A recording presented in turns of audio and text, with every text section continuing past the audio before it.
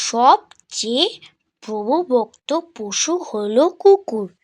আমার কুকুর অনেক পছন্দের। আমার পোষা পাখি না থাকলে কুকুর পুষতাম। বাসার নিচে 2টা আলাদা আলাদা কুকুর মায়ের নতুন বাচ্চা হয়েছিল। বাচ্চাগুলো অনেক আদুরে। মায়ের গায়ে উঠে গড়াগড়ি করে। কি সুন্দর চুকচুক করে মায়ের দুধ খায়। বাবা কুকুরের সাথে একটা বাচ্চা অনেকটা দূর ঘুরতে যায়।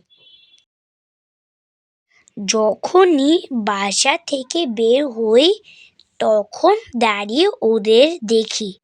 বিস্কিট দিলে সুন্দর করে খায়। তা দেখতে আমার ভালো লাগে। আজ মনে হলো আমার এই ভালো লাগা তোমাদের সাথে শেয়ার করি। মাঝে মাঝে বাচ্চা কুকুরের পাশে মা কুকুর না থাকলে ইচ্ছে করে একটা বাচ্চাকে বাসায় নিয়ে আসি পালিয়ে। হি হি। মা কুকুর দৌড়ে এসে কামড়ে না দেয় সেই ভয় আর ইচ্ছেও পূরণ হয় না।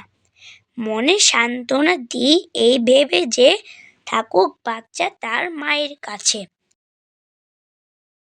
আমি প্রায় খাবার দিই বলে আমাকে দেখলেই কুকুরগুলো লেজ নাড়ে।